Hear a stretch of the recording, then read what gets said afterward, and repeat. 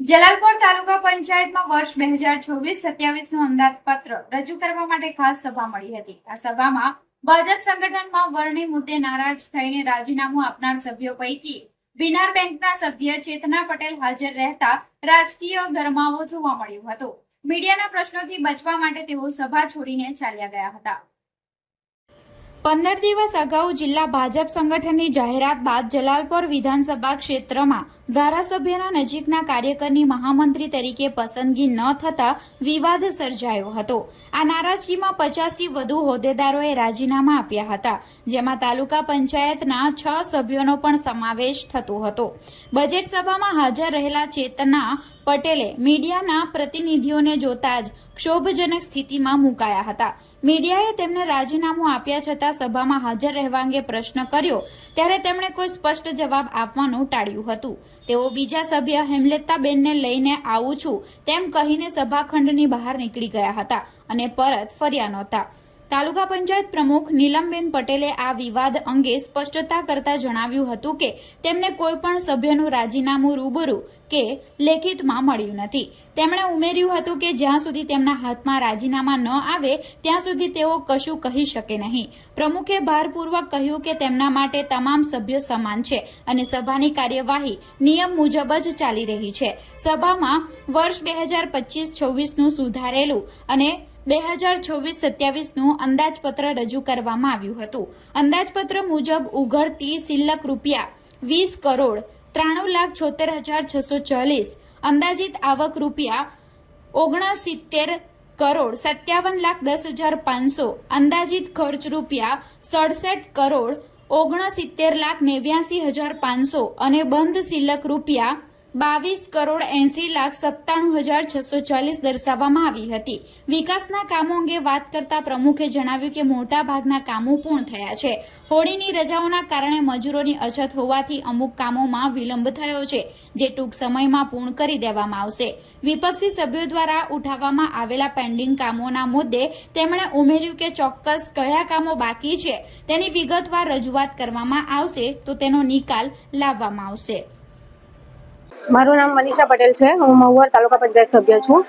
અમે છેલ્લા 2.5 વર્ષથી અમારા જે મહુવાના જે કામો પાસ થયા છે તાલુકામાંથી, એમાંથી એક પણ કામો હજુ કરવામાં નથી આવ્યા। લગભગ 20% જેવા કામ થયા છે, બાકીના કામો હજુ બાકી છે। મેં લાસ્ટ ટાઈમ મિટિંગમાં પણ રજૂઆત કરી હતી કે મહુવાના કામો ક્યારે સ્ટાર્ટ કરવાના, ત્યારે પણ કહેવામાં આવ્યું હતું કે ચાલુ થઈ જશે થોડો ટાઈમમાં। પછી 1-2 વાર મેં કોન્ટ્રાક્ટરને ડાયરેક્ટમાં ફોન કર્યો હતો, તો એમણે પણ કીધું કે કામ ચાલુ થઈ જશે, પણ હવે અમારી ટર્મ પૂરી થઈ જવાની છે છતાં પણ હજુ કામો ચાલુ નથી થયા। એટલે આ છેલ્લી અમારી મિટિંગ છે એટલે અમે પાછી રજૂઆત કરી કે હવે અમારી ટર્મ પતવાની છે તો એટલીસ્ટ અમારી ટર્મ પતવા પહેલા એ કામો સ્ટાર્ટ થઈ જાય તો વધારે સારું। કારણ કે પ્રજાને અમે કહીએ છીએ કે આ કામો પાસ થઈ ગયા છે, પ્રજાને અમે કહીએ છીએ કે આ કામો પાસ થઈ ગયા છે, તો પ્રજા અમને પૂછવા આવે છે કે તમે કહો છો કે કામ પાસ થઈ ગયા છે તો કામો થતા કેમ નથી? એટલા માટે અમારી સામાન્ય સભામાં કામો માટે અમે રજૂઆત કરી કે અમારા કામો જલ્દીથી જલ્દી શરૂ થાય એવી આશા રાખીએ છીએ। એનું રીઝન નહીં હશે, કદાચ કોન્ટ્રાક્ટર પાસે મજૂર નહીં હશે, શું હશે એ અમને રીઝન નથી ખબર। એટલા માટે જ અમે મિટિંગમાં પૂછ્યું છે કે કામો કેમ નથી થતા, તો જે બી રીઝન હોય તો સોર્ટ આઉટ કરીને એ લોકો કામો જલ્દી ચાલુ કરે એવી આશા રાખીએ। અમે છેલ્લે 2.5 વર્ષથી જે કામ મૂકેલા હતા એ કામ છે તે રસ્તાના છે, શેરો છે, એવા અમુક કામો થઈ ગયા છે અને અમુક કામો હજુ પેન્ડિંગ બાકી છે। આગળની જે મિટિંગ હતી એમાં અમે રજૂઆત કરેલી હતી, પણ એમાં એવું કીધું હતું કે એ કામ ચાલુ થઈ જશે, પણ હજી હાલમાં ચાલુ થવામાં આવ્યા છે નથી અત્યારે। પરંતુ પ્રમુખ મેડમ સાથે અમે રજૂઆત કરેલી છે તો કીધું છે કે હવે પછી એ કામ ચાલુ કરાઈ જશે। અને આપણા એસઓ સાહેબે એવું કીધું છે કે હોળી પર મજૂર ગયા હતા, હવે આવી ગયા છે તો હવે એ કામ ચાલુ કરી જશે। જોઈએ હવે આપણે કેટલા વખતમાં કામ શરૂ કરે છે। અધૂરા કામ માનો નહીં 50% જેટલા તો ખરા છે।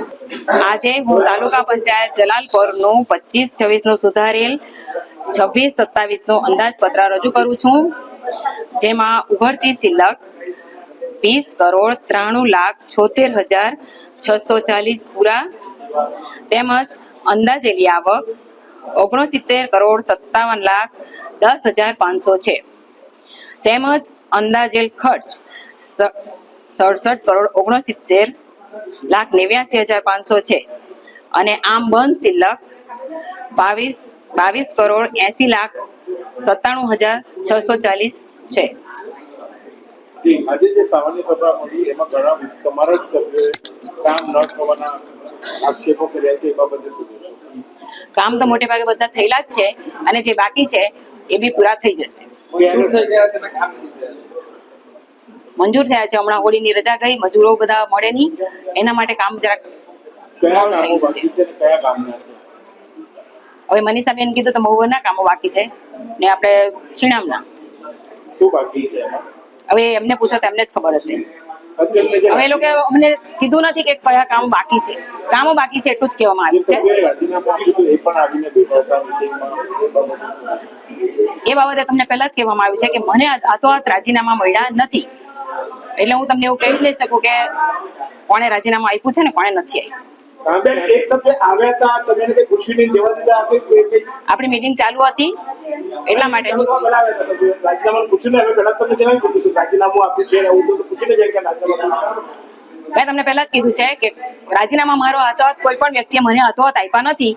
એટલે હું તમને એ બાબતે કહી જ નહીં શકું કે કોણે રાજીનામું આપેલું છે કોણે નથી આપેલું. મારા માટે બધા સભ્યો સરખા જ છે.